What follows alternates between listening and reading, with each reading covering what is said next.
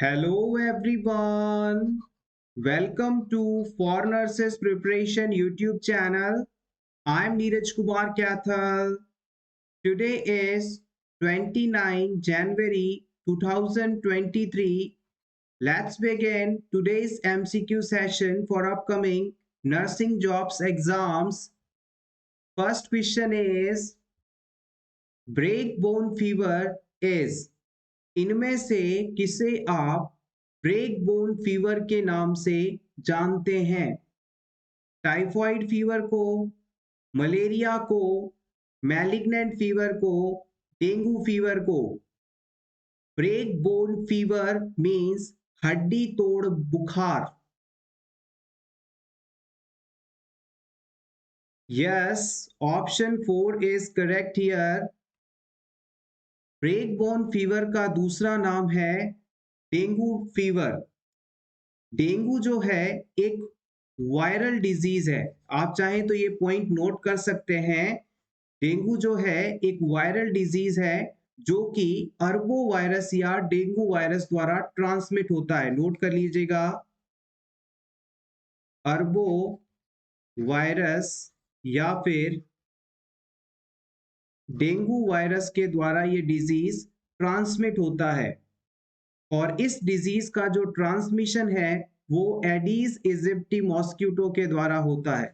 Transmitted by Aedes aegypti mosquito.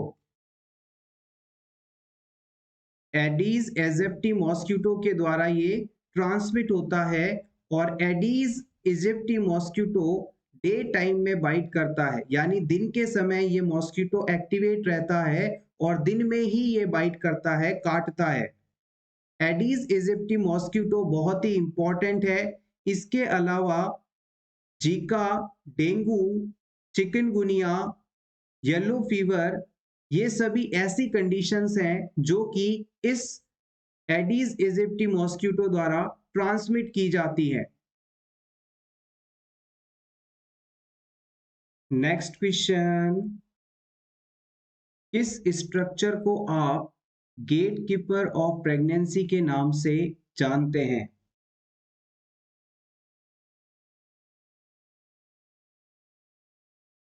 Gate keeper of pregnancy. Yes, exactly the right answer is cervix.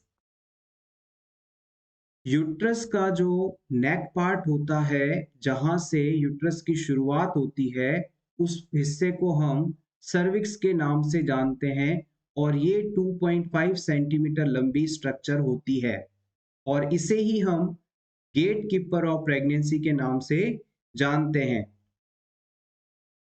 Delivery के दौरान ये cervix thin हो जाता है और इस प्रोसेस को हम इफेसमेंट के नाम से जानते हैं. लेबर प्रोसेस के दौरान सर्विक्स का थिन होना या thinning of cervix is known as effacement. Next हम बात करेंगे न्यूबॉर्न बेबी से रिलेटेड कुछ इंपॉर्टेंट पॉइंट्स जो कि अक्सर एग्जाम में पूछे जाते हैं. अगर आपसे पूछ लिया जाए कि किसी न्यूबॉर्न बेबी का कार्डियक आउटपुट कितना होता है, तो आप बताएंगे 500 ml. कार्डियक आउटपुट पता करने के लिए हम स्ट्रोक वॉल्यूम को हार्ट रेट से मल्टीप्लाई करते हैं. स्ट्रोक वॉल्यूम का मतलब है हार्ट के लेफ्ट वेंट्रिकल द्वारा एक बार सिकुड़ने पर, कॉन्ट्रैक्ट होने पर कितना ब्लड एरोटा में भेजा गया. तो न्यूबॉर्न बेबी में एक बार वेंट्रिकल के कॉन्ट्रैक्ट होने पर 5 ml ब्लड फॉरवर्ड फ्लो किया जाता है और बच्चे में नॉर्मल हार्ट रेट 100 मानी जाती है. तो इस तरह से बच्चे का जो कार्डियक आउटपुट हो जाएगा वो 500 ml आएगा. और अगर अडल्ट के अंदर पूछ लिया जाए तो आप बताएंगे 5000 ml या 5 लीटर्स. अडल्ट के अंदर स्ट्रोक वॉल्यूम 70 ml होता है जबकि हार्ट रेट 70 होती है. तो जब आप इसे मल्टीप्लाई करेंगे तो 4900 ml के आसपास आएगा. राउंड ऑफ करने पर आप इसे 5000 ml या 5 लीटर्स कह सकते हैं.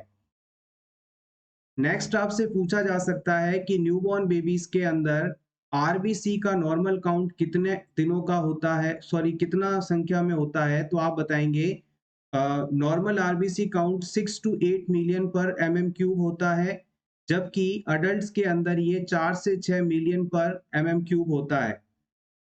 न्यूबॉर्न बेबीज में जो आरबीसी पाई जाती है उसका लाइफ स्पैन 60 से 80 दिनों के बीच का होता है, जबकि अडल्ट आरबीसी 120 दिनों के लाइफ साइकिल के साथ पाई जाती है। हीमोग्लोबिन की बात की जाए तो न्यूबॉर्न बेबी के अंदर 18 से 20 ग्राम परसेंट हीमोग्लोबिन का होना नॉर्मल माना जाता है, जबकि किसी अडल्ट पर्सन की बात की जाए तो फीमेल में 12 से 14 के बीच और मेल्स के अंदर 14 से 16 के बीच में होना नॉर्मल माना जाता है। न्यूबॉर्न बेबीज में डब्ल्यूबीसी काउंट यदि पूछ लिया जाए तो आप बताएंगे 17,000 से 20,000 के बीच, जबकि अडल्ट के अंदर 4,000 से 11,000 के बीच नॉर्मल माना जाता है। न्यूबॉर्न बेबी के अंदर प्लेटलेट्स जो हैं 4 से 5 लाख पर क्यूबिक होती हैं, जबकि अडल्ट के अंदर 1.5 से 3.5 या 4 लाख तक होती है। लंग कैपेसिटी की बात की जाए तो न्यूबॉर्न बेबी के अंदर 150 ml होती है, जबकि अडल्ट्स के अंदर 6,000 ml होती है। ब्लड ग्लूकोज की बात की जाए तो न्यूबॉर्न बेबीज में 50 से 90 mg/dl नॉर्मल ब्लड ग्लूकोज देखा जाता है, और अगर इनमें 40 ग्राम पर डीएल से 40 mg/dl से कम हो जाए तो ये कंडीशन हाइपोग्लाइसीमिया कहलाती है।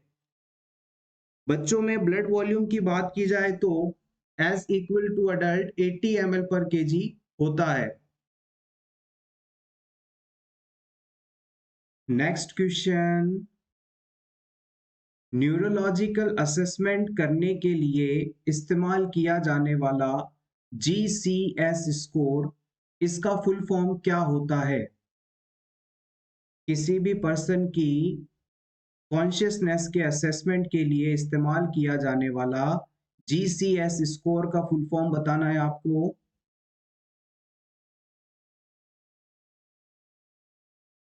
यस, आप बिल्कुल सही हैं। जीसीएस का फुल फॉर्म होता है ग्लासगो कोमा स्केल, और इसके अंदर हम 3 पैरामीटर्स चेक करते हैं। सबसे पहले आई ओपनिंग देखते हैं, फिर वर्बल रेस्पॉन्स देखते हैं, फिर मोटार रेस्पॉन्स देखा जाता है। इन तीनों पैरामीटर्स को याद रखने के लिए ईवीएम ट्रिक से आप याद रख सकते हैं। जैसे कि इलेक्शंस के दौरान आप जब वोटिंग करने जाते हैं तो वहां पर ईवीएम मशीन का इस्तेमाल करते हैं, जिसका फुल फॉर्म होता है इलेक्ट्रॉनिक वोटिंग मशीन। तो उस ईवीएम से आप जीसीएस के कंपोनेंट्स याद रख सकते हैं। E for eye opening, V for verbal response, M for motor response. GCS में जो तीनों पैरामीटर्स चेक किए जाते हैं इसमें अलग अलग स्कोर दिए जाते हैं। आई ओपनिंग के लिए मिनिमम 1 और मैक्सिमम 4 स्कोर दिया जाता है। वर्बल रिस्पॉन्स के लिए मिनिमम 1 और मैक्सिमम 5 स्कोर दिया जाता है। मोटार रिस्पॉन्स के लिए मिनिमम 1 और मैक्सिमम 6 स्कोर दिया जाता है। अगर किसी पर्सन के अंदर 3 स्कोर आता है तो इसका मतलब है कि पर्सन डीप कोमा में है, और अगर 8 से कम आता है तो इसका मतलब है पर्सन कोमा में है, और मैक्सिमम स्कोर आने पर पर्सन के स्वस्थ होने को माना जाता है। Next question, all are the features of infant born to diabetic mother except. किसी डायबिटीज से सफरिंग मदर में सभी लक्षण पाए जा सकते हैं एक को छोड़कर। Obesity, learning disability, ketotic hypoglycaemia, future diabetes mellitus.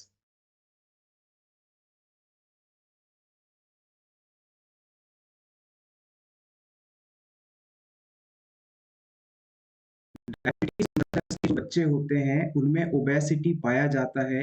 उनका वजन लगभग 4 किलो से अधिक होता है और उनका शारीरिक आकार भी काफी होता है, इसलिए इन्हें मैक्रोसोमिक बेबीज कहा जाता है।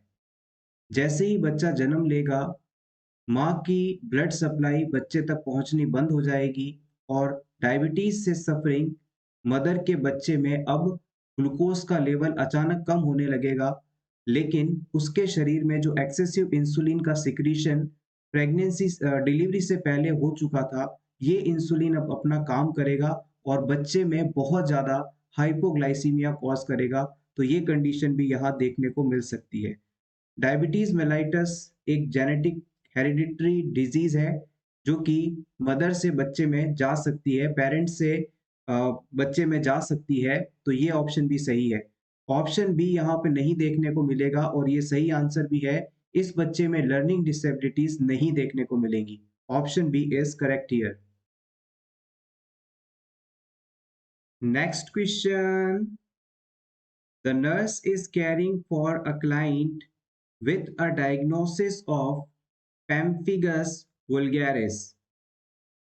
On assessment of the client, the nurse should look for which sign characteristic of this condition.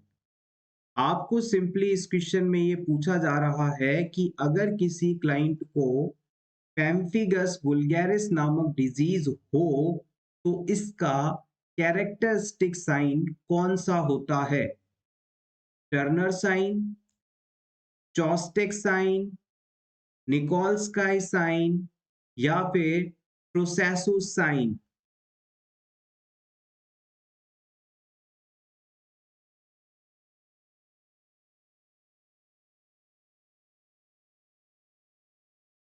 Important question for upcoming NORCET exam.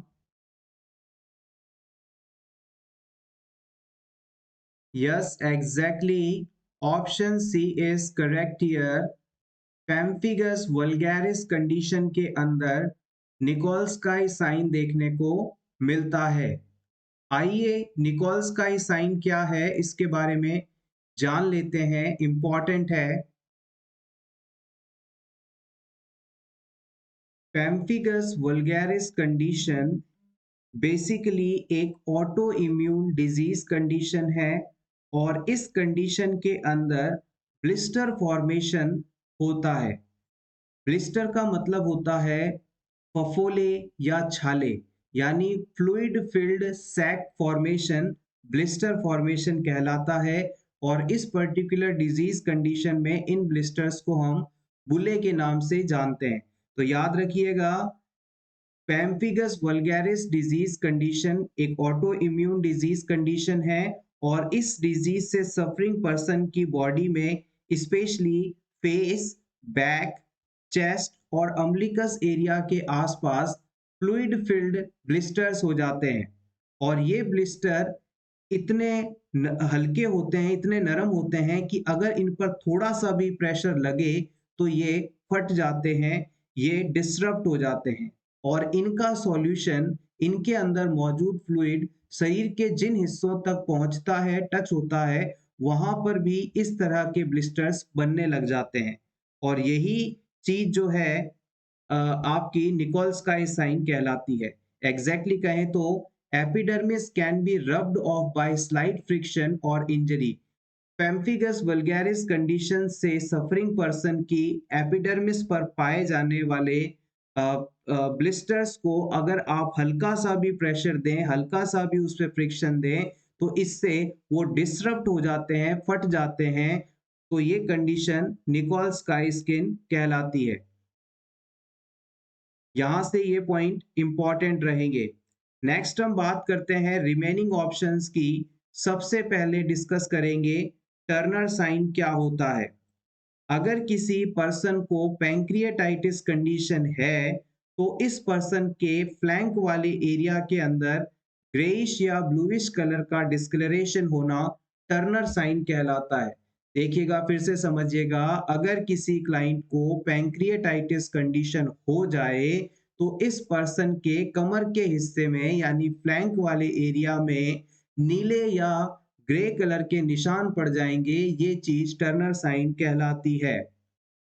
चॉस्टिक sign और प्रोसेसु साइन, ये दोनों ही कंडीशंस हाइपोकैल्सीमिया कंडीशन के होने पर देखने को मिलती है।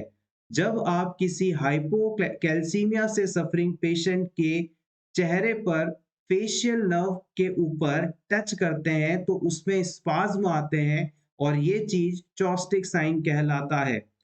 ट्रोसेसु साइन चेक करने के लिए आप पेशेंट के अपर आर्म में बीपी कफ लगाएं और फिर उसे इन्फ्लेट करें। बीपी कफ को इन्फ्लेट करने पर पर्सन का जो रिस्ट है वो अंदर की तरफ फोल्ड हो जाएगा, मुड़ जाएगा, यानी रिस्ट एरिया में फ्लेक्शन देखने को मिलेगी।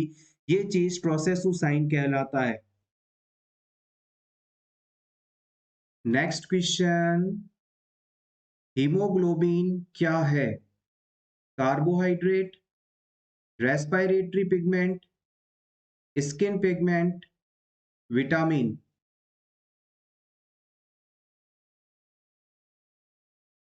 Yes, exactly. It is a respiratory pigment.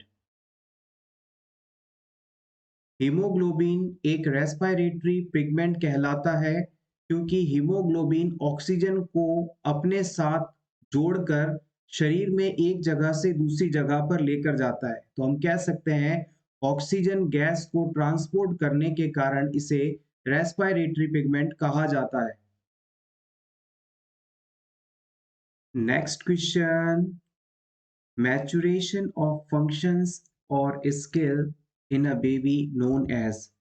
किसी बच्चे में फंक्शंस या स्किल्स का मैचुरेशन क्या कहलाता है?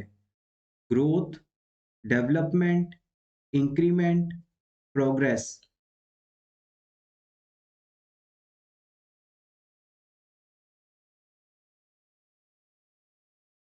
Yes, it is called development.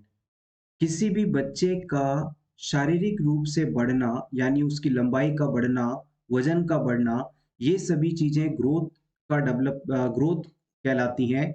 जबकि बच्चे में मानसिक विकास का होना, उसमें स्किल्स का आना, ये चीज डेवलपमेंट कहलाती है। Next question, normal calcium level कितना होता है? किसी अडल्ट पर्सन के अंदर नॉर्मल कैल्शियम का लेवल कितना होता है?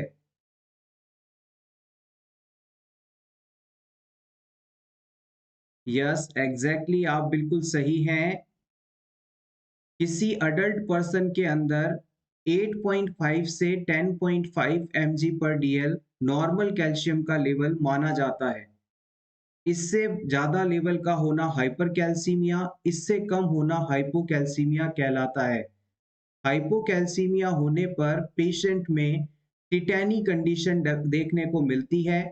टिटैनी का मतलब होता है मस्कुलर स्पाज्म। अगर आपसे पूछ लिया जाए कि न्यूबॉर्न बेबी में hypoglycaemia condition, sorry, hypocalcaemia condition कितने पर होगी, तो आप बताएंगे 7 mg पर dl से कम होने पर। यहां पर करेक्शन कर लीजिएगा, यहां पर आप लिखिएगा hypocalcaemia. Hypocalcaemia.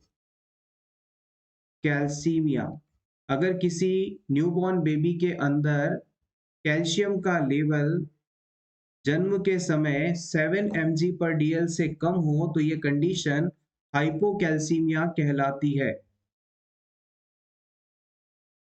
Next question, ESR का फुल फॉर्म क्या होता है? Electrolyte sedimentation rate, enzyme synthesis rate, erythrocyte sedimentation rate, erythrocyte synthesis rate?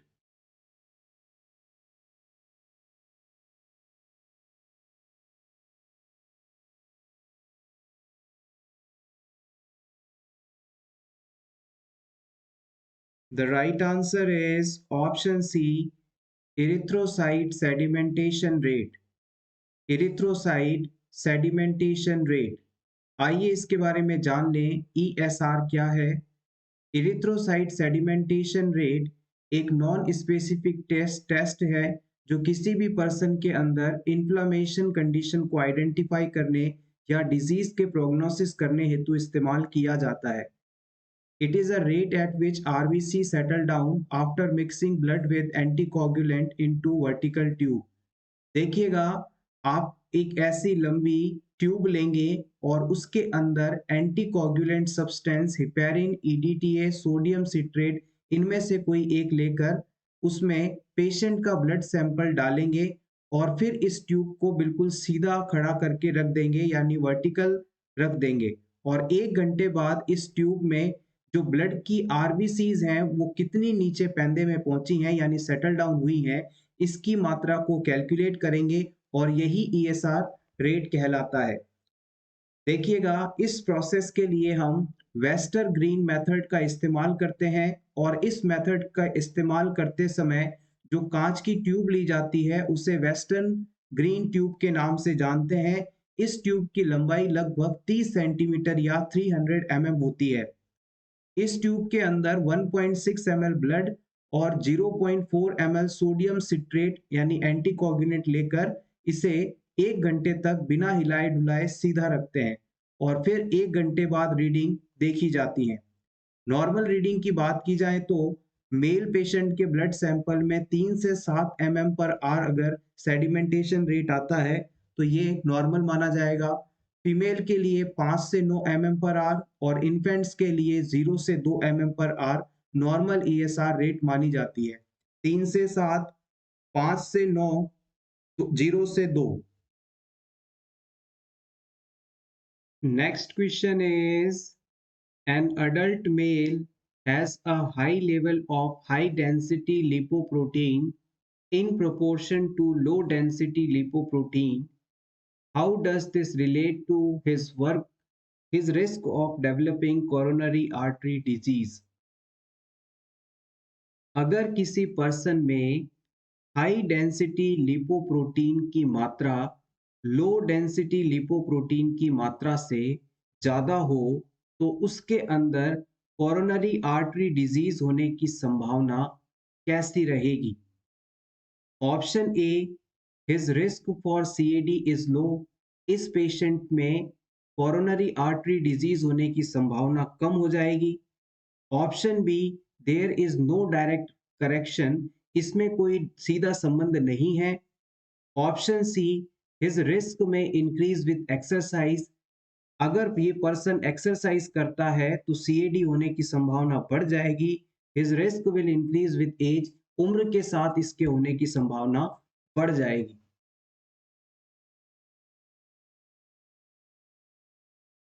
Basic but important question. The right answer is option A. यहां पर गौर कीजिएगा, HDL यानी हाई डेंसिटी लिपोप्रोटीन, इसे आप गुड कोलेस्ट्रॉल के नाम से जानते हैं और LDL यानी लो डेंसिटी लिपोप्रोटीन, इसे आप बैड कोलेस्ट्रॉल के नाम से जानते हैं। अगर कोई पर्सन एक्सरसाइज करता है, हेल्दी डाइट लेता है, तो उसके अंदर हाई डेंसिटी लिपोप्रोटीन की मात्रा बढ़ती है और ये उसके हार्ट की हेल्थ के लिए अच्छा भी होता है। अगर किसी पर्सन में LDL की तुलना में HDL की मात्रा ज़्यादा है तो इसका मतलब है कि उसमें कोरोनरी आर्टरी डिजीज होने की संभावना कम है और ये अच्छी बात है। LDL और HDL दोनों ही कोलेस्ट्रॉल के प्रकार हैं और हम सभी जानते हैं कि हमारे शरीर में यदि कोलेस्ट्रॉल का लेवल 200 mg/dl तक है तो ये हमारी हेल्थ और हार्ट की हेल्थ के लिए अच्छा है। इससे ज़्यादा कोलेस्ट्रॉल का होना हार्ट की हेल्थ को बिगाड़ सकता है और कोरोनरी आर्टरी जैसे डिजीजेस को जनरेट कर सकता है। कोरोनरी आर्टरी डिजीज क्या है?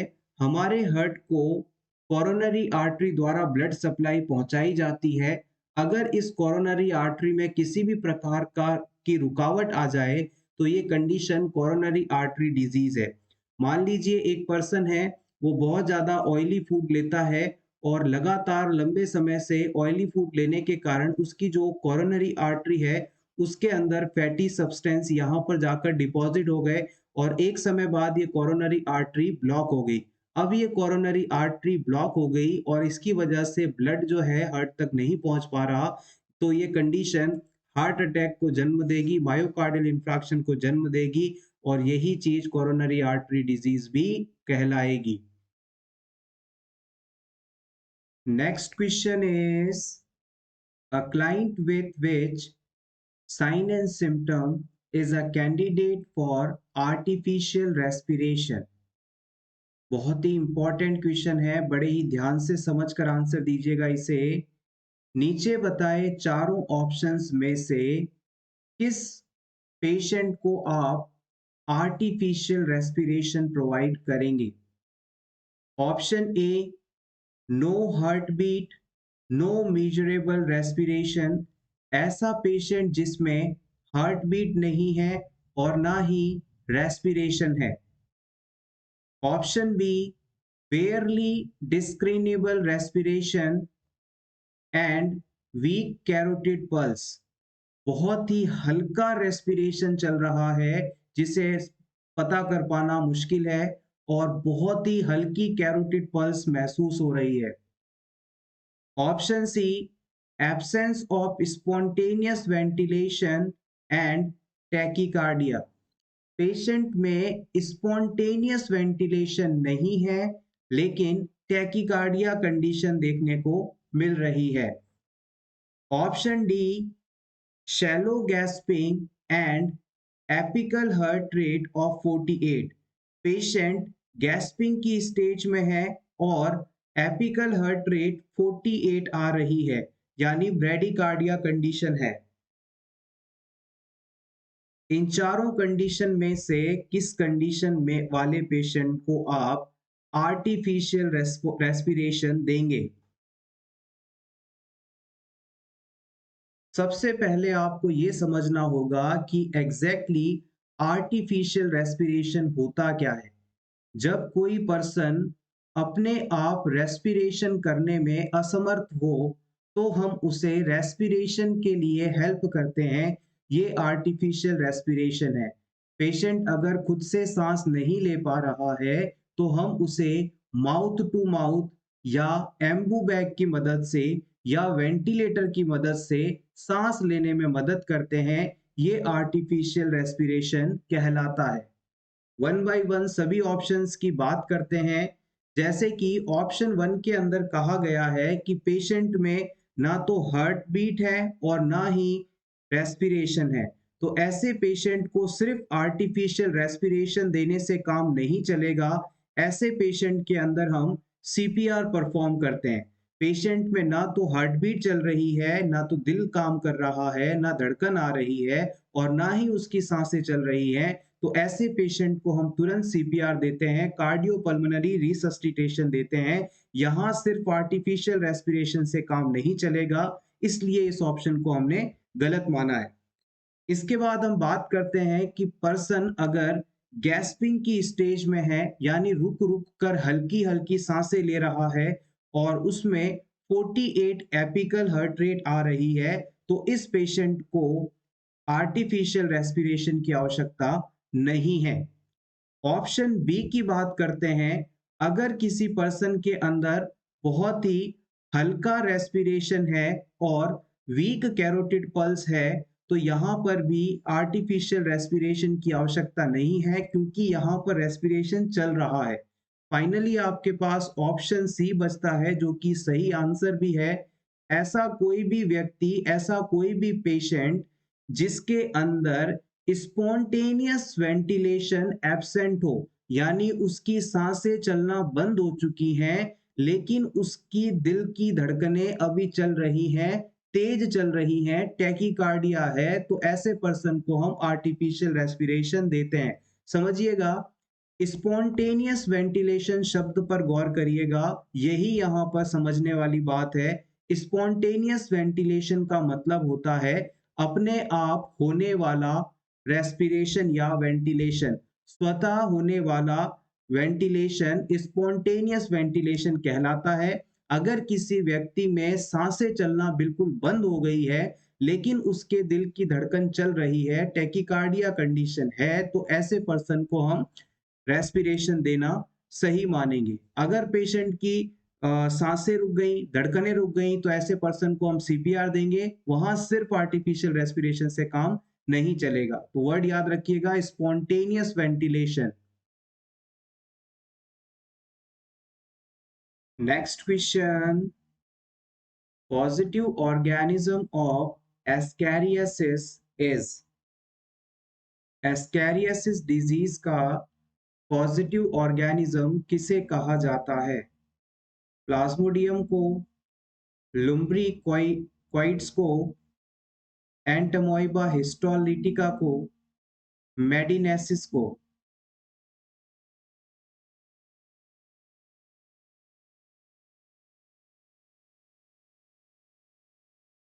एस्कैरियासिस डिजीज का पॉजिटिव ऑर्गेनिज्म है लुम्ब्री क्वाइट्स। इसके बारे में एग्जैक्ट आप लिख लीजिएगा।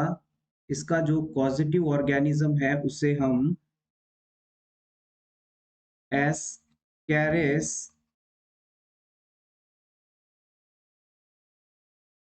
लुम्ब्री क्वाइट्स के नाम से जानते हैं। एस्कैरियासिस डिजीज कंडीशन को का जो पॉजिटिव ऑर्गेनिज्म है वो है एस्कैरिस लुम्ब्रिकॉइड्स। और याद रखिएगा, इसके द्वारा स्मॉल इंटेस्टाइन को प्रभावित किया जाता है। ये पॉइंट्स यहां से इंपॉर्टेंट रहेंगे। Ascaris lumbricoides.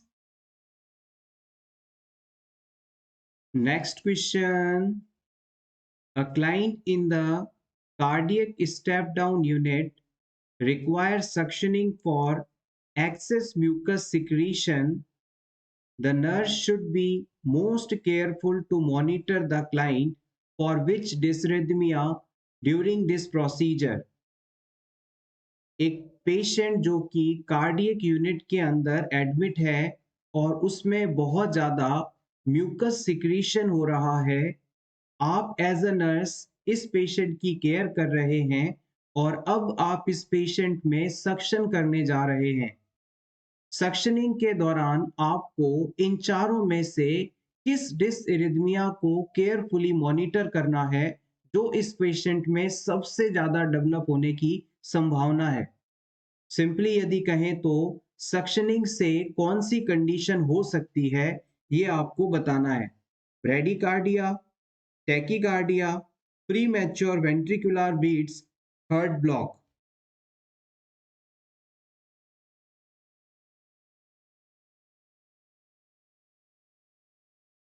Yes, the right answer is option A, bradycardia. Bradycardia का मतलब होता है हार्ट रेट का 60 बीट्स पर मिनट से कम हो जाना।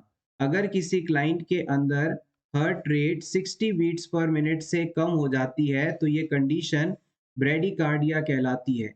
जब किसी पर्सन के अंदर सिक्रीशंस आते हैं और आप उसका सक्शन करते हैं तो सक्शन के दौरान इस क्लाइंट की जो वेगस नर्व है वो स्टिमुलेट हो सकती है। और वेगस नर्व हमारे शरीर की सबसे लंबी नर्व है। इसके स्टिमुलेशन से हमारे हार्ट की जो रिदम है वो डिस्टर्ब होती है और हार्ट बीट कम हो जाती है। तो आपको इस चीज के लिए सबसे ज्यादा अलर्ट रहना है। अगर वेगस नर्व स्टिमुलेट होगी तो कभी भी वहां पर टैकीकार्डिया होने की संभावना नहीं होती। याद रखिएगा, प्री मैच्योर वेंट्रिकुलर बीट्स और हार्ट ब्लॉक ये लेस लाइकली डेवलप होने की संभावना है, लेस चांसेस टू डेवलप। इस चीज को याद रखिएगा। तो पूरा प्रोसेस क्या हुआ, हमने पेशेंट का सक्शन किया, सक्शन के दौरान हमने वेगस नर्व को स्टिमुलेट किया, वेगस नर्व स्टिमुलेट हुई, इसकी वजह से क्लाइंट के अंदर ब्रेडिकार्डिया कंडीशन देखने को मिला। Option A is correct here. Next question, which element is found in hemoglobin? Haemoglobin पर कौन सा एलिमेंट पाया जाता है? Iron, copper, zinc, gold.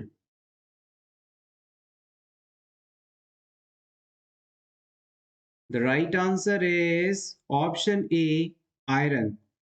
हमारे बॉडी में जो रेड ब्लड कार्पसल्स होती हैं, आरबीसी होती हैं, इन आरबीसी के ऊपर हीमोग्लोबिन मॉलिक्यूल्स पाए जाते हैं और इन हीमोग्लोबिन में ही आयरन पाया जाता है? अगर आपसे पूछ लिया जाए कि 1 ग्राम हीमोग्लोबिन में कितना आयरन होता है, तो आप बताएंगे 3.3 mg आयरन। 1 ग्राम हीमोग्लोबिन के अंदर 3.34 mg आयरन होता है। आरबीसी के अंदर हीमोग्लोबिन की प्रेजेंस ऑक्सीजन बाइंडिंग के लिए इसेंशियल है। हीमोग्लोबिन के द्वारा ही ऑक्सीजन को बाइंड करके बॉडी में ट्रांसपोर्ट करने का काम किया जाता है।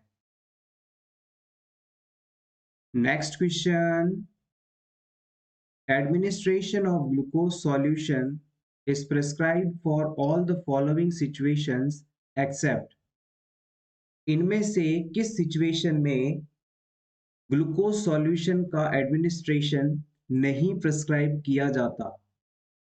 Option A, a normal term neonate, B, infant of a diabetic mother, C, history of unconsciousness, D, history of hypoglycaemia.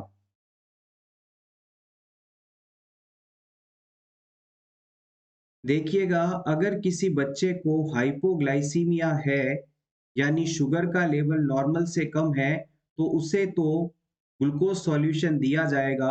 ये ऑप्शन आपका गलत हो गया।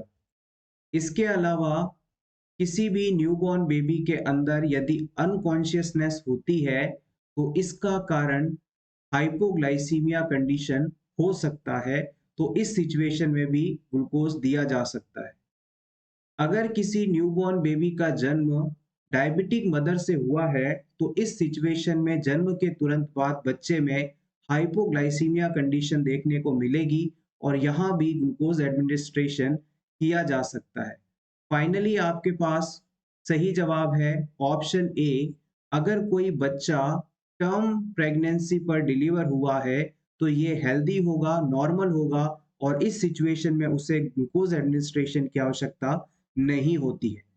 याद रखिएगा, जब बच्चे के अंदर शुगर की कमी हो जाती है, हाइपोग्लाइसीमिया जैसी स्टेट होती है, तो उसके अंदर जिटरीनेस कंडीशन देखने को मिलती है, यानी उसकी बॉडी में सीजर्स लाइक एक्टिविटी होती है, शेकिंग मूवमेंट होती है। इस बिहाव पर भी आप इस चीज को आइडेंटिफाई कर सकते हैं।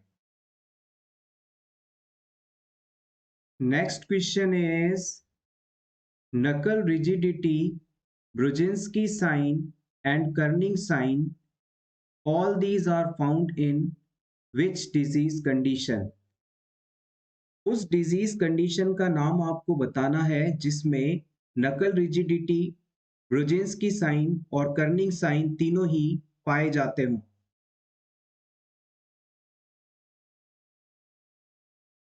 Yes, the right answer is meningitis condition. अगर आपके किसी पेशेंट की ब्रेन और स्पाइनल कॉर्ड को कवर करने वाली ड्यूरा मैटर, एरेक्नोइड मैटर या पाइया मैटर, जिसे आप मेनिंजियल लेयर कहते हैं, इनमें से किसी एक में भी इंफेक्शन और इन्फ्लामेशन यदि हो जाए, तो ये कंडीशन मेनिंजाइटिस कहलाती है। और मेनिंजाइटिस मोस्टली बैक्टीरिया और वायरल इन्फेक्शन के बाद देखने को मिलती है। नकल रिजिडिटी का मतलब होता है पेशेंट की गर्दन का अकड़ जाना, उसमें मूवमेंट नहीं हो पाना। ब्रुजिन्स्की साइन का मतलब होता है जब पेशेंट को आप सीधा लिटाकर यानी सुपाइन पोजीशन देने के बाद नेक को फ्लेक्स करते हैं यानी ऊपर की तरफ मोड़ते हैं, तो पेशेंट के पैर भी फ्लेक्स हो जाते हैं यानी ऊपर की तरफ उठ जाते हैं, मुड़ जाते हैं। ये ब्रुजिन्स्की साइन है। कर्निंग साइन के अंदर आप पेशेंट को सीधा बेड पर लिटाकर उसके हिप एरिया पर 90 डिग्री का एंगल बनाते हैं और फिर नी एरिया पर भी 90 डिग्री का एंगल बनाकर पैर को फोल्ड करते हैं। और अब इस पोजीशन में पर्सन के जो नी जॉइंट है उसे एक्सटेंड करते हैं और ऐसा करने पर पर्सन की यदि हैमस्ट्रिंग मसल में पेन हो, तो ये कंडीशन कर्निंग साइन कहलाती है। नेक्स्ट क्वेश्चन, रेबीज डिजीज की केस फैटिलिटी रेट कितनी होती है? CFR बताना है आपको। रेबीज का केस फैटिलिटी रेट का मतलब होता है कि इस डिजीज के होने पर कितना परसेंट डेथ होने की संभावना है? Yes, exactly. याद रखिएगा, अगर किसी क्लाइंट को डॉग बाइट हुई और उसके अंदर डॉग में मौजूद लाइसा वायरस चला गया, यानी वो पर्सन अगर मेंटली इल हुआ, पागल हुआ, तो 100% उसकी डेथ होना निश्चित है। लाइसा वायरस से इन्फेक्शन होने के बाद उसे बचाया नहीं जा सकता, तो हम कह सकते हैं कि रेबीज की केस फैटिलिटी रेट, यानी रेबीज डिजीज होने के बाद मरने की संभावना 100% है। और याद रखिएगा, रेबीज ही एक ऐसा डिजीज है जिसकी केस फैटिलिटी रेट 100% होती है या सबसे ज्यादा होती है। इसीलिए कहा जाता है कि डॉग बाइट होने के बाद एंटी रेबीज वैक्सीन तुरंत लगवा लेने चाहिए। Next term is haematopoiesis. Haematopoiesis शब्द का क्या अर्थ है?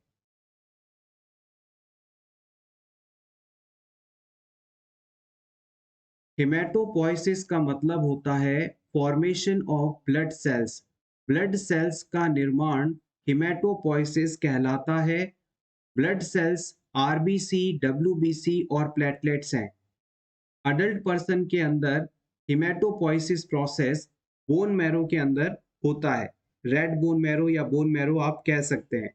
लेकिन एम्ब्रियो पीरियड के अंदर हिमेटोपोइसिस प्रोसेस यॉर्क सेल के अंदर होता है, जबकि फीटल एज में लीवर और स्प्लीन के अंदर ब्लड सेल्स का निर्माण देखने को मिलता है। याद रखिएगा तीन बातें: haematopoiesis, formation of blood cell, adult में बोन मैरो में, एम्ब्रियोनिक स्टेज में यॉर्क सैक में, और फीटल लाइफ में लीवर और स्प्लीन के अंदर। Next question, painless bleeding after 28 weeks of pregnancy is associated with. 28 सप्ताह की प्रेगनेंसी के बाद अगर किसी वुमेन को पेनलेस ब्लीडिंग होती है तो ये किस कंडीशन के होने को बता रहा है? Hydatidiform mole, placenta previa, ectopic pregnancy, molar pregnancy.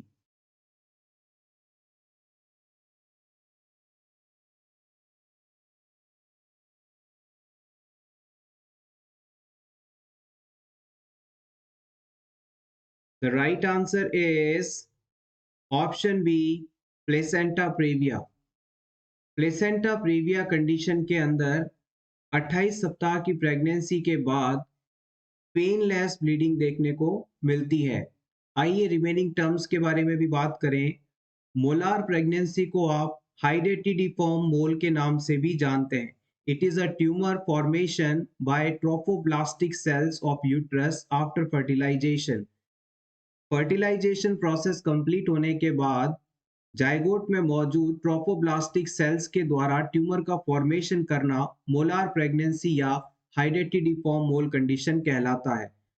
Trophoblastic cells of uterus are responsible for implantation of embryo in uterus and for formation of placenta. Trophoblastic cells placenta के निर्माण और एम्ब्रियो के इम्प्लांटेशन के लिए रिस्पॉन्सिबल मानी जाती हैं। Next हम बात करते हैं प्लेसेंटा प्रीविया कंडीशन की। Abnormal position of placenta that partially और completely covers the cervical opening. अगर वुमेन के यूट्रस में प्लेसेंटा किसी ऐसी जगह पर जाकर इम्प्लांट हो जाए जिसकी वजह से जो सर्वाइकल ओएस है, सर्विक्स की ओपनिंग कंप्लीटली या पार्शियली ब्लॉक हो जाए, तो ये कंडीशन प्लेसेंटा प्रीविया कहलाती है। और याद रखिएगा, प्लेसेंटा प्रीविया कंडीशन होने पर पेनलेस वेजाइनल ब्लीडिंग देखने को मिलती है, जो कि इस डिजीज का बहुत ही इंपॉर्टेंट सिम्टम है और इसे प्रीवियसली कई बार पूछा भी गया है। नेक्स्ट हम बात करते हैं एक्टोपिक या extra uterine pregnancy. Fertilised egg implant and grow outside the main cavity of uterus. Ectopic pregnancy का मतलब है फर्टिलाइज्ड ओवम अगर जाइगोट अगर नॉर्मल इम्प्लांटेशन साइट पर इम्प्लांट ना होकर यूट्रस के बाहर कहीं और इम्प्लांट हो जाए तो ये कंडीशन एक्टोपिक प्रेगनेंसी है। अगर आपसे पूछ लिया जाए कि most common site of ectopic pregnancy कौन सी है, तो आप बताएंगे फैलोपियन ट्यूब का सबसे लंबा और सबसे चौड़ा भाग, जिसे आप एम्प्यूला कहते हैं, और यहीं पर सबसे ज़्यादा एक्टोपिक प्रेगनेंसीज देखी जाती हैं।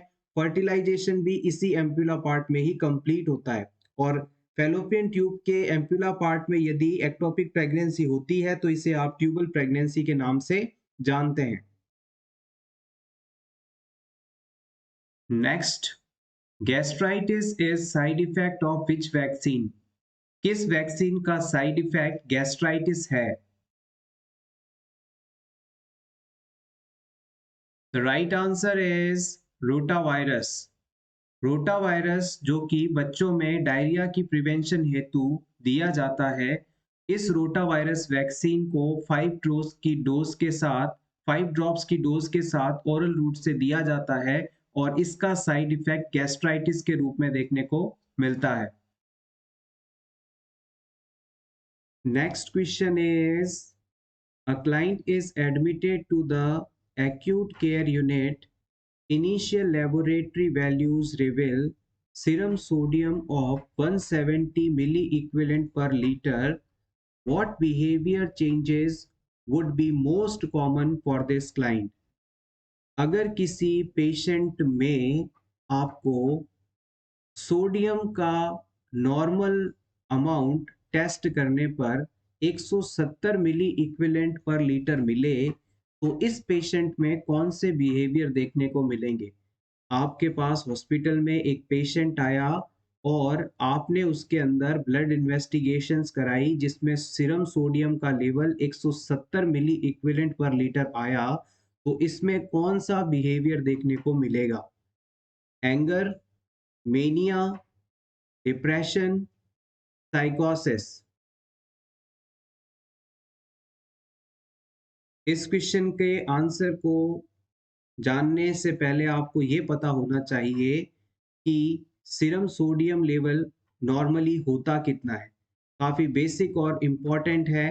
देखिएगा, अगर किसी क्लाइंट के अंदर सोडियम की नॉर्मल मात्रा पूछी जाए तो आप बताएंगे 135 से 145 मिली equivalent per litre.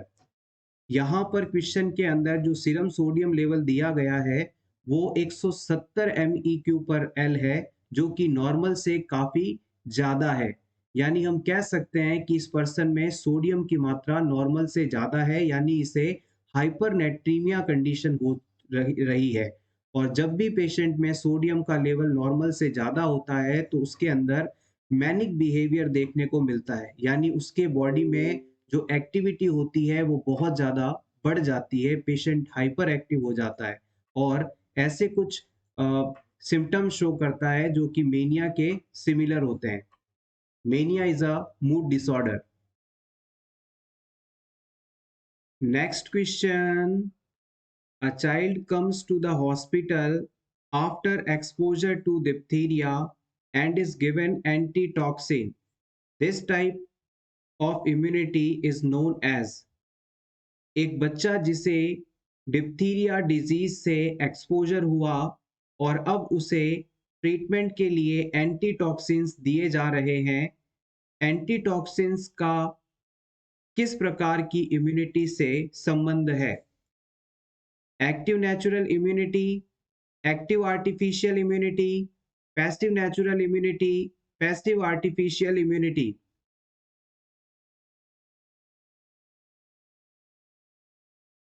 The right answer is option D, passive natural immunity.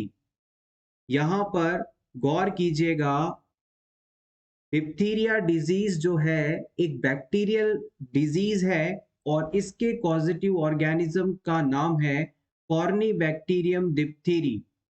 अगर कोई बच्चा इस डिजीज से सफरिंग दूसरे बच्चे के संपर्क में आ जाता है तो इसमें इस डिजीज के होने की पूरी संभावना है। तो इस सिचुएशन के अंदर हम इस डिजीज के ट्रीटमेंट के लिए एंटीटॉक्सिन्स देते हैं और ये पैसिव आर्टिफिशियल इम्यूनिटी का एग्जाम्पल है। पैसिव इसलिए कहा गया क्योंकि पर्सन की बॉडी ने इसे खुद से नहीं बनाया, यानी एक्टिव होकर इसे तैयार नहीं किया है, इसलिए ये पैसिव है। और आर्टिफिशियल इसलिए क्योंकि इसे हमने बाहर से बनाकर डाला था। तो पैसिव आर्टिफिशियल इम्यूनिटी का ये एग्जाम्पल रहेगा। Option D correct here. Next question is the best test to assess the prognosis of the patient. अगर किसी पेशेंट में किसी डिजीज का प्रोग्नोसिस पता करना हो तो इसके लिए कौन सा टेस्ट करवाया जा सकता है। प्रोग्नोसिस का मतलब होता है कि पेशेंट के ठीक होने की कितनी संभावना है। अगर किसी डिजीज का गुड प्रोग्नोसिस है तो इसका मतलब है पेशेंट ठीक हो जाएगा, जल्दी ठीक हो जाएगा। और अगर किसी डिजीज का बैड प्रोग्नोसिस है तो इसका मतलब है पेशेंट के ठीक होने की संभावना कम है या ठीक होने में बहुत ज्यादा समय लगेगा। तो प्रोग्नोसिस पता करने के लिए कौन सा टेस्ट करवाएंगे आप? Osmotic fragility, haemoglobin level, packed cell volume, erythrocyte sedimentation rate.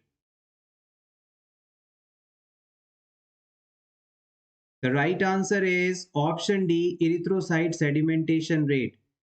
किसी भी क्लाइंट में अगर आपको प्रोग्नोसिस पता करना है या फिर इन्फ्लामेशन है या नहीं इस चीज को पता करना है तो उसके लिए इरिथ्रोसाइट सेडिमेंटेशन रेट टेस्ट करवाएंगे। ये एक नॉन स्पेसिफिक टेस्ट है जिसकी मदद से हम प्रोग्नोसिस और इन्फ्लामेशन दोनों ही चीजों का पता लगा सकते हैं। Next question, eligible couple register maintained at. Eligible couple register किस जगह मेंटेन किया जाता है? Yes, at sub centre. Eligible couple register sub centre पर मेंटेन किया जाता है। अगर आपसे पूछ लिया जाए कि एलिजिबल कपल क्या होता है, ऐसा कोई भी मैरिड कपल जिसमें फीमेल की एज 15 से 45 साल के बीच में हो यानी रिप्रोडक्टिव पीरियड में हो तो इसे हम एलिजिबल कपल के नाम से जानते हैं। नेक्स्ट क्वेश्चन, हिमेटोक्रिट के रिगार्डिंग कौन सा स्टेटमेंट सही है? Option A, would be expected to decrease polycythaemia. ये पॉलीसाइथीमिया में डिक्रीज हो सकती है। Option B, would be expected to increase due to haemolytic anaemia. Haemolytic anaemia में ये कंडीशन बढ़ सकती है। Option C, is typically between 28% to 48% in normal adult males. Normal adult male के अंदर इसकी संख्या 28 से 48% के बीच होती है। Option D, could be increased due to an increase in EPO released by kidney। Kidney के द्वारा रिलीज किया गया EPO इसकी संख्या को बढ़ा सकता है। EPO यानी इरिथ्रोपोइटिन सब्सटेंस हिमेटोक्रिट काउंट को बढ़ा सकता है। Which statement is true?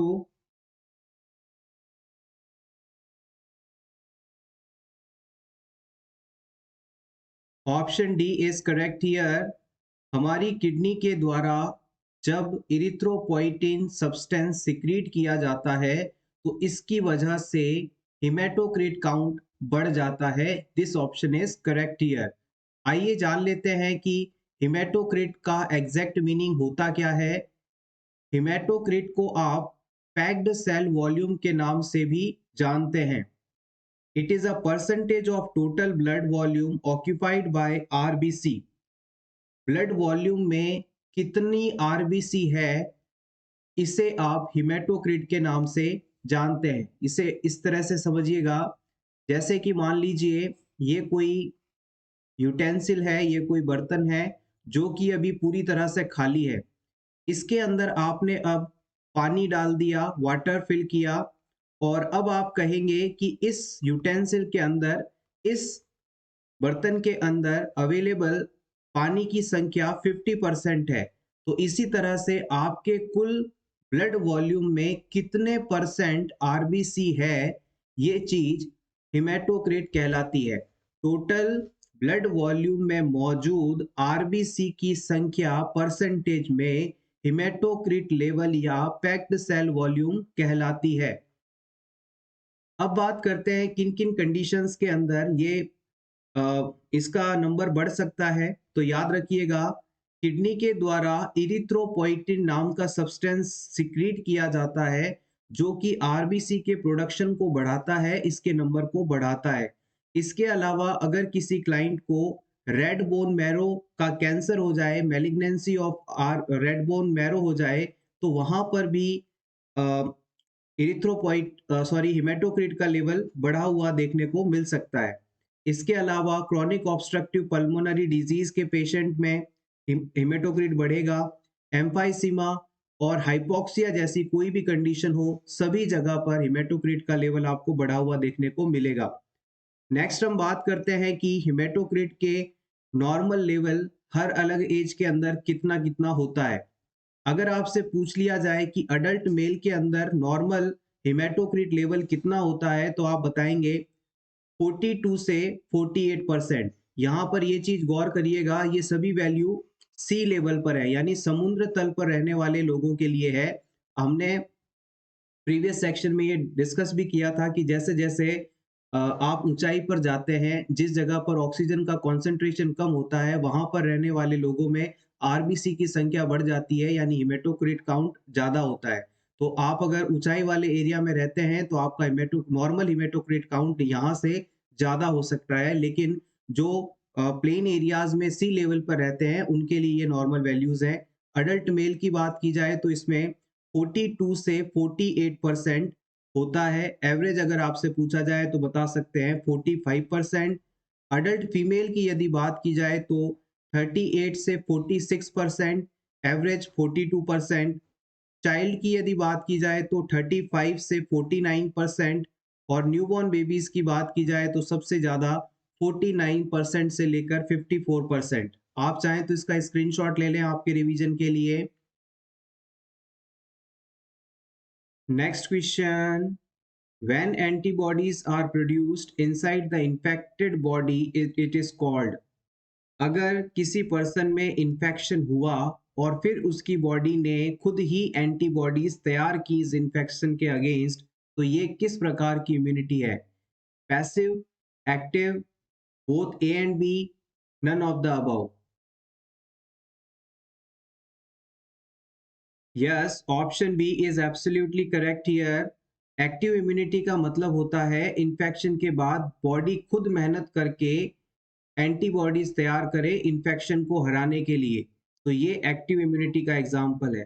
वहीं अगर बॉडी खुद एक्टिवली पार्टिसिपेट नहीं करती और बाहर से रेडीमेड एंटीबॉडीज लिए जाते, तो ये पैसिव इम्यूनिटी कहलाता। Next question, which drug is used to prevent bradycardia during surgery। Surgery के दौरान ब्रेडिकार्डिया कंडीशन ना डेवलप हो, इसके लिए कौन सी ड्रग दी जाती है? Nitrous oxide, succinyl chloride, amiodarone या फिर atropine.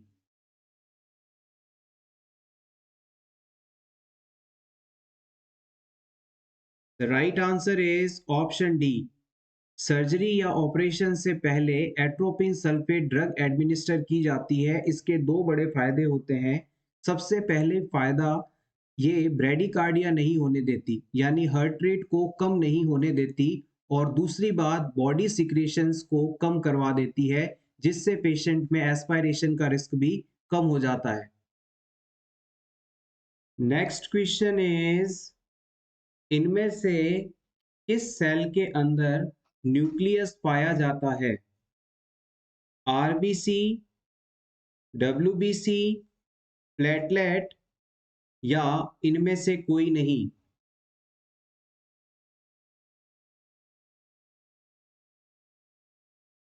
The right answer is option B.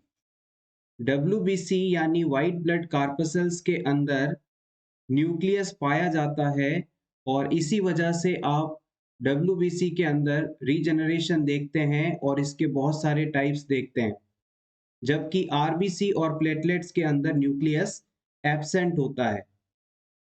RBC को आप इरिथ्रोसाइट्स के नाम से जानते हैं और इनका नॉर्मल नंबर 4 से 5 मिलियन पर क्यूबिक एमएम होता है, जबकि डब्ल्यूबीसी को आप ल्यूकोसाइट्स के नाम से जानते हैं और इनकी नॉर्मल मात्रा 4 से 11,000 पर एम क्यूब होता है। प्लेटलेट्स को आप थ्रोम्बोसाइट्स के नाम से जानते हैं और 1.5 से 3.5 लेग के बीच इनका नॉर्मल नंबर होता है। Next question, which of the following actions is not used to prevent excessive hemorrhage in third stage of labor?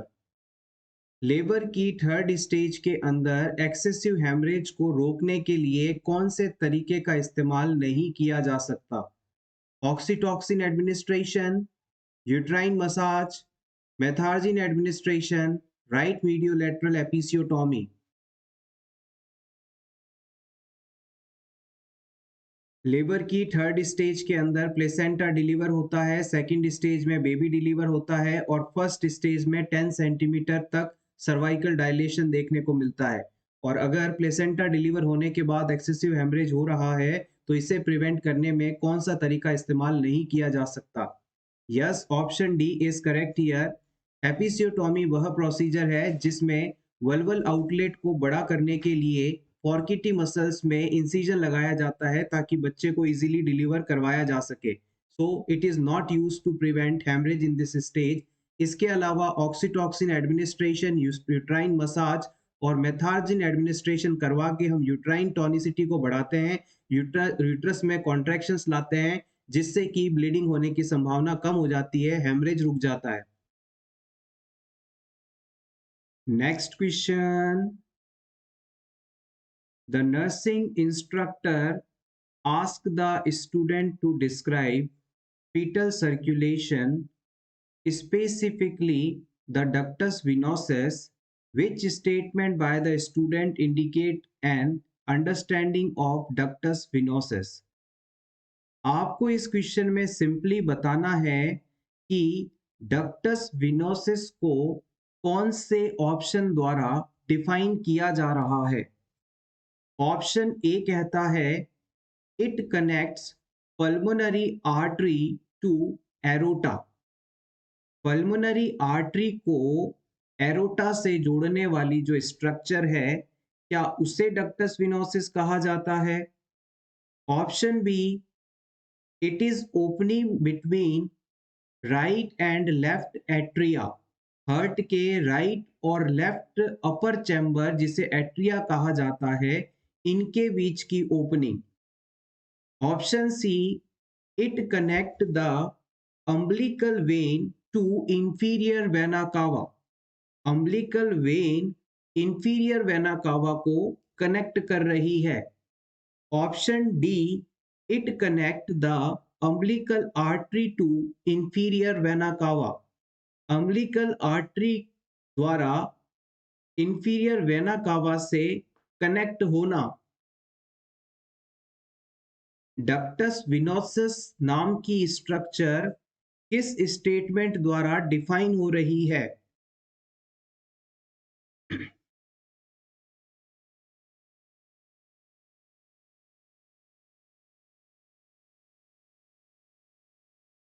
देखिएगा, सबसे पहले हम बात करेंगे इस क्वेश्चन के राइट आंसर की। Option C is correct here. Umbilical vein जो कि बच्चे में ऑक्सीजन रिच ब्लड लेकर आती है वो इंफीरियर वेना कावा से जिसके थ्रू, जिस शंट के थ्रू जुड़ती है उसे हम डक्टस विनोसिस के नाम से जानते हैं। Umbilical vein inferior vena cava से जिसके थ्रू जुड़ती है ये स्ट्रक्चर डक्टस विनोसिस कहलाता है। ये स्टेटमेंट बिल्कुल सही है। ऑप्शन डी के अंदर बताया गया है कि अम्बिलिकल आर्टरी और इंफीरियर वेना कावा के बीच कनेक्शन, तो ये ऑप्शन रॉन्ग है। ऑप्शन बी के अंदर बात की जाए तो राइट एट्रिया और लेफ्ट एट्रिया के बीच की ओपनिंग, जैसे कि मान लीजिए ये हमारा हार्ट है और इस हार्ट के अंदर ये दो अपर चैम्बर्स हैं, ये राइट और लेफ्ट एट्रियम है। अगर इस चैम्बर के बीच में जो ओपनिंग मौजूद रहती है जन्म से पहले, इसे अगर आप कहें तो ये ओपनिंग डक्टस फोरामेन ओवल कहलाती है। इस ओपनिंग को आप फोरामेन ओवेल के नाम से जानते हैं। हार्ट के दो ऊपर वाले चैम्बर्स के बीच की जो ओपनिंग है उसे आप फोरामेन ओवेल के नाम से जानते हैं। और इसके बाद हम बात करेंगे पल्मोनरी आर्टरी को एरोटा से कनेक्ट करने वाली स्ट्रक्चर। पल्मोनरी आर्टरी को एरोटा से कनेक्ट करने वाली स्ट्रक्चर को हम डक्टस आर्टीरियोसिस के नाम से जानते हैं। क्या नाम है इसका? डक्टस आर्टीरियोसस। ये कहाँ पर होती है इसे भी देख लीजिएगा। यहाँ से पल्मोनरी आर्टरी निकल रही है, यहाँ से एरोटा निकल रही है। जन्म से पहले इन दोनों के बीच में एक कनेक्शन होता है, एक शंट होता है, और इसे ही हम डक्टस आर्टीरियोसिस के नाम से जानते हैं। तो तीन चीजें हो गई, तीन शंट हो गए। देखिएगा अडल्ट के अंदर जो सर्कुलेशन का पैटर्न होता है फीटल लाइफ में पाए जाने वाले सर्कुलेशन पैटर्न से बहुत ही अलग होता है। और अडल्ट और फीटल में सर्कुलेशन के इस डिफरेंस को बनाने के पीछे जो तीन स्ट्रक्चर्स जिम्मेदार हैं वो इस क्वेश्चन में हमने डिस्कस की। सबसे पहली डक्टस विनोसिस। डक्टस विनोसिस क्या करती है? अम्बिलिकल वेन को इंफीरियर वेना कावा से कनेक्ट करवाती है। फिर आती है फोरामेन ओवेल जो कि हार्ट के दो अपर चैम्बर्स यानी एट्रिया के बीच पाई जाने वाली ओपनिंग है। और तीसरी जो स्ट्रक्चर है वो है डक्टस आर्टीरियोसिस जो कि एरोटा को पल्मोनरी आर्टरी से कनेक्ट करती है। आप चाहें तो इसका स्क्रीनशॉट ले सकते हैं, बहुत ही बेसिक और इंपॉर्टेंट चीज है, प्रीवियस एग्जाम में यहां से क्वेश्चन पूछे भी गए हैं। Next question, most common clinical manifestation in bladder cancer is. अगर किसी क्लाइंट को ब्लैडर कैंसर हो जाए तो कौन सा साइन एंड सिम्टम या कौन सा फाइंडिंग सबसे ज्यादा देखने को मिलता है? Option A suprapubic pain, option B dysuria, option C painless haematuria, option D urinary retention. Previous exam में इस क्वेश्चन को कई बार पूछा गया है, इंपॉर्टेंट है।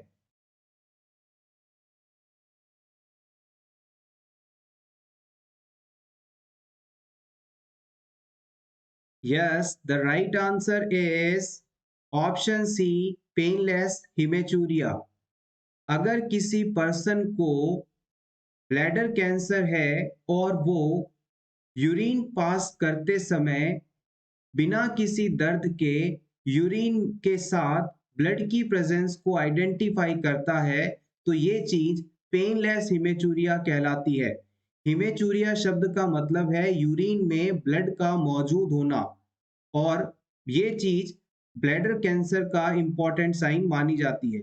इसके अलावा ब्लैडर कैंसर होने पर पर्सन के अंदर यूरिनरी फ्रीक्वेंसी, यूरिनरी अर्जेंसी और डिसयूरिया जैसी कंडीशन भी देखने को मिल सकती है। फ्रीक्वेंसी का मतलब हो गया पर्सन को बार बार यूरिन करने की इच्छा होगी, पर्सन को तुरंत यूरिन पास करने जाना होगा, और पर्सन को कई बार यूरिन पास करते समय डिफिकल्टी हो सकती है। Next question. Client has developed hepatitis A after eating contaminated oysters. The nurse assessed the client for which expected assessment finding. किसी पर्सन ने सी फूड खाया, ऑयस्टर नामक सी फूड खाया, और इसके बाद क्लाइंट को हेपेटाइटिस ए कंडीशन डेवलप हो गई। इस पेशेंट में नीचे बताए ऑप्शंस में से कौन सी फाइंडिंग देखने को मिलेगी? हेपेटाइटिस ए वाले पेशेंट में कौन सी फाइंडिंग देखने को मिलेगी ये आपको बताना है। Malaise, dark stools, weight gain, left upper quadrant discomfort.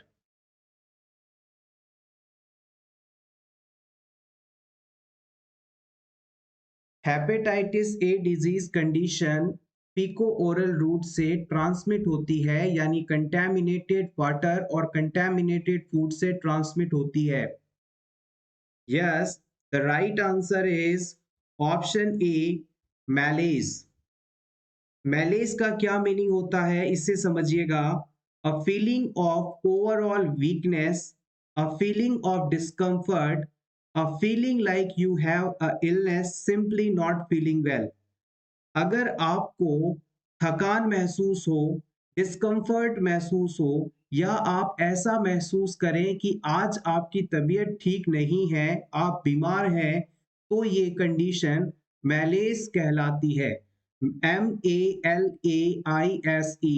मैलेज शब्द का मतलब है आपका अपने स्वास्थ्य के लिए अच्छा महसूस नहीं करना। इसके अलावा ऑप्शन में बताए गए सभी findings, dark stool, wait gain, left upper quadrant, ये सभी यहाँ पर देखने को नहीं मिलते। जब भी किसी क्लाइंट को हेपेटाइटिस कंडीशन होती है, तो इस स्थिति में उसका लीवर सबसे ज्यादा प्रभावित होता है, यानी कि लीवर के अंदर इन्फ्लामेशन का होना हेपेटाइटिस कंडीशन कहलाती है। हेपेटाइटिस कंडीशन होने पर पेशेंट में गैस्ट्रोइंटेस्टाइनल से रिलेटेड सिम्टम्स देखने को मिलते हैं, जिसमें एनोरेक्सिया नर्वोसा यानी भूख नहीं लगना, राइट राइट अपर क्वाड्रेंट में डिस्कम्फर्ट होना, यानी राइट साइड ऑफ एब्डोमेन में लीवर मौजूद रहता है और उस जगह पर पेशेंट को डिस्कम्फर्ट महसूस होगा। इसके अलावा हेपेटाइटिस के पेशेंट में वेट लॉस होना देखने को मिलता है और फैटीग होती है, मैलेज होता है। जब भी पेशेंट में स्टूल की बात की जाती है, तो याद रखिएगा, हेपेटाइटिस से सफरिंग पेशेंट का जो स्टूल है लाइट कलर या क्ले कलर का होता है, क्योंकि इस सिचुएशन में जो बाइल है, बिलिरुबिन है, वो पूरी तरह से बाहर नहीं आ पाता।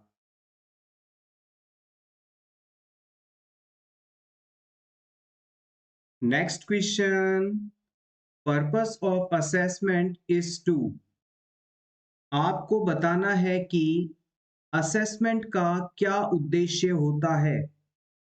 Make nursing diagnosis, to collect basic data regarding client health status, to provide intervention, for giving health education.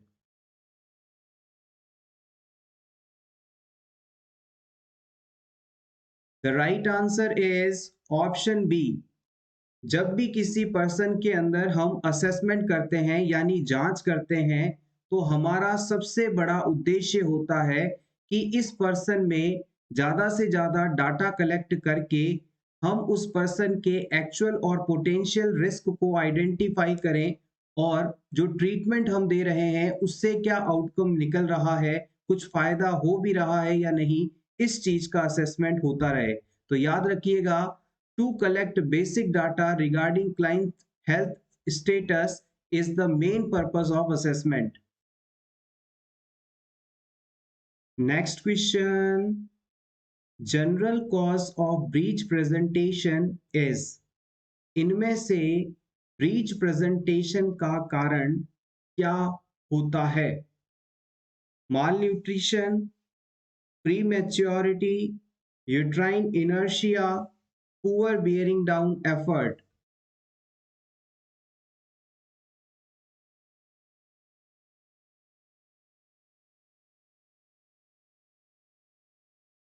The right answer is option B. Pre maturity के कारण बच्चों में ज़्यादातर ब्रीच प्रेजेंटेशन देखने को मिलता है। ब्रीच प्रेजेंटेशन का मतलब है बच्चे का माँ के यूट्रस में उल्टी पोजीशन में होना, यानी बच्चे के जो बटक्स हैं वो सर्विक्स एरिया की तरफ होंगे और बच्चे का हेड पार्ट यूट्रस के फंडस की तरफ होगा। This is called breech presentation और बटक्स फर्स्ट प्रेजेंटेशन। इसके ऑपोजिट नॉर्मल प्रेजेंटेशन होता है सिफेलिक, और सिफेलिक के अंदर वर्टेक्स टाइप, जिसके अंदर बच्चे का हेड पार्ट मदर के सर्विक्स की तरफ होता है और बटक्स फंडस की तरफ। Next question, The concept of multi-purpose health worker was given by multipurpose health worker का कॉन्सेप्ट किसके द्वारा दिया गया था? Kartar Singh committee, Srivastava committee, Chadha committee या इनमें से कोई नहीं?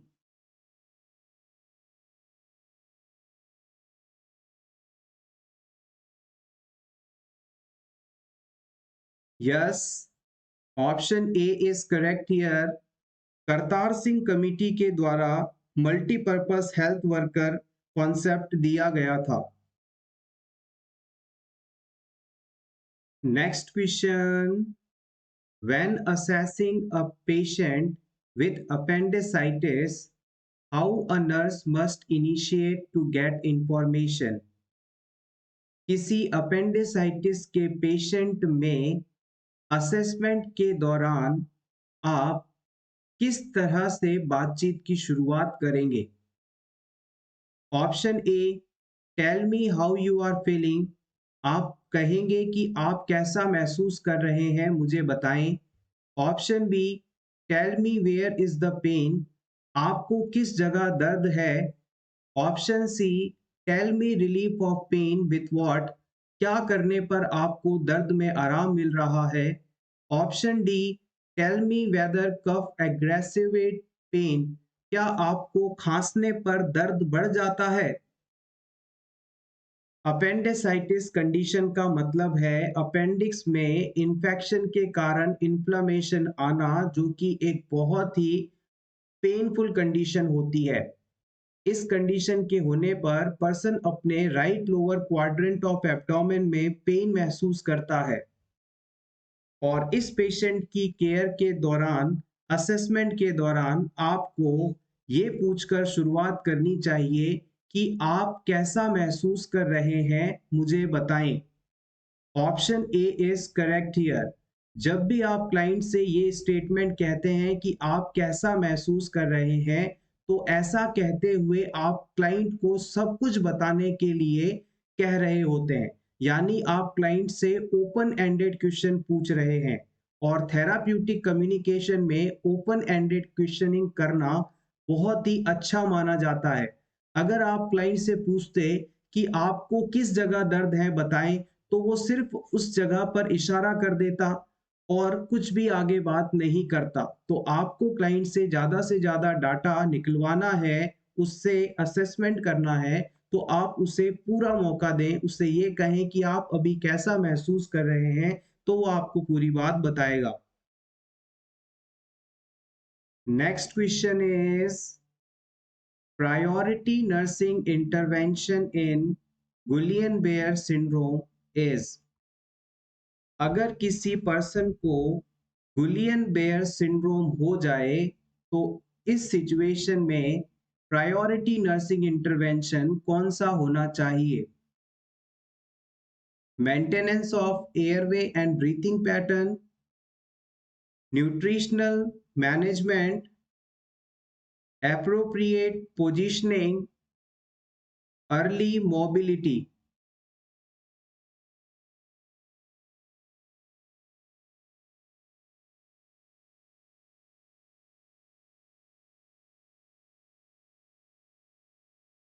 The right answer is option A, maintenance of airway and breathing pattern. Guillain Barre syndrome को हम असेंडिंग लिम्ब पैरालिसिस कंडीशन के नाम से जानते हैं, यानी कि शरीर के नीचे वाले हिस्से से पैरालिसिस होना शुरू होता है और धीरे-धीरे ऊपर की तरफ ये बढ़ता जाता है। सबसे पहले पैरालिसिस क्लाइंट के पैरों में होगा, उसके बाद वेस्ट एरिया में, फिर चेस्ट एरिया में, फिर लिम्ब्स में और फिर कंप्लीट बॉडी में। जैसे-जैसे पैरालिसिस लोअर लिम्ब से यानी पैरों से ऊपर की तरफ बढ़ता है और पर्सन का चेस्ट एरिया अफेक्ट होने लगता है, तो पैरालिसिस कंडीशन के कारण पर्सन के लंग्स जो हैं वो एक्सपेंड नहीं हो पाते, रेस्पिरेशन नहीं कर पाते और लंग्स के फैलने, सिकुड़ने ना पाने के कारण पर्सन के अंदर रेस्पिरेटरी कॉम्प्रोमाइज कंडीशन हो सकती है। यानी पर्सन पैरालिसिस के कारण सांस नहीं ले पाएगा और यहाँ पर सांस लेने को ही मेंटेन करना सबसे जरूरी है। तो याद रखिएगा, गुलियन बेयर सिंड्रोम में पर्सन के फेफड़े काम करना बंद कर देते हैं, तो उन्हें हमें आर्टिफिशियली रेस्पिरेशन प्रोवाइड करवाना जरूरी होता है। इसलिए यहाँ पर सबसे इंपॉर्टेंट नर्सिंग इंटरवेंशन रहेगा maintenance of airway and breathing pattern. आप किसी भी तरह के क्वेश्चन को सॉल्व करें, अगर आपको क्वेश्चन में एयरवे से रिलेटेड कोई कंडीशन है तो इसे सॉल्व आउट करना आपकी हाईएस्ट प्रायोरिटी रहनी चाहिए, क्योंकि अगर पर्सन की सांसें चलती रहेंगी तो हम उसे टेकल कर पाएंगे और बचा पाएंगे। Next question, caput succedaneum resolves within. Caput succedaneum condition कितने दिनों में रिजॉल्व हो जाती है? 7 दिनों में, 4 दिनों में, 10 दिनों में या फिर 8 दिनों में?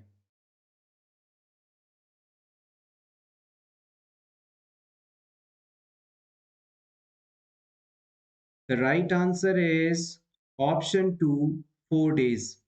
याद रखिएगा, जब बच्चे की डिलीवरी हो रही होती है तो यूट्राइन कॉन्ट्रैक्शंस के दौरान बच्चे का हेड वेजाइना और उसके आसपास के हिस्से पर टकराता है और लगातार दबाव झेलता है। इस टक्कर या प्रेशर के कारण बच्चे के हेड पार्ट में मौजूद स्मॉल ब्लड वेसल्स रप्चर हो जाती हैं और इनके रप्चर होने से हल्की ब्लीडिंग होती है। इस ब्लीडिंग के कारण डिलीवरी के बाद देखने पर बच्चे का सर हल्का फूला हुआ दिखाई देता है। इसे ही हम कैपेट सक्सीडिनम कंडीशन कहते हैं और ये कोई डेंजरस कंडीशन नहीं है। हमेशा इस तरह की कंडीशन 72 से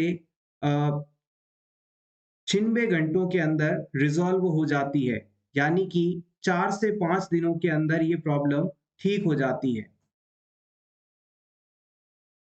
next question, anemia is common condition. What happens when a person has anemia?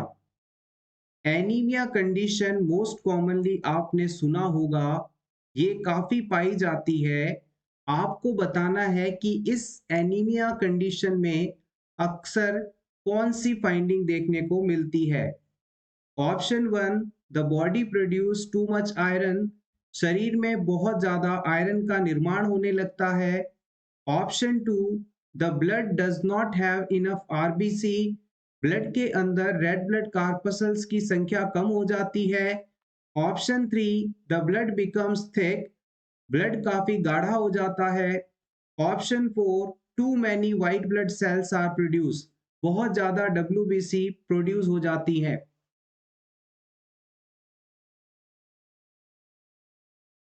The right answer is option 2. The blood does not have enough RBC.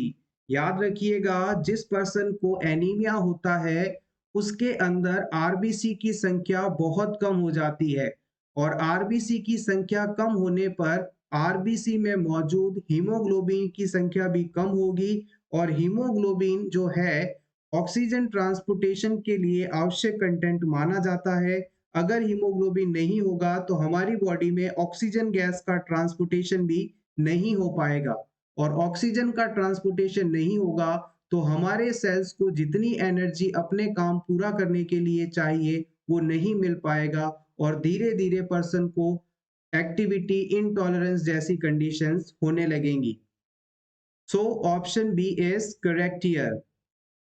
Thank you so much everyone for watching this complete video. अगर आपको आज की ये class अच्छी लगी हो तो please इसे लाइक कर दीजिएगा और रेगुलर इसी तरह के वीडियोस देखने के लिए for nurses preparation YouTube channel को जरूर सब्सक्राइब करें। Thank you so much once again and best of luck.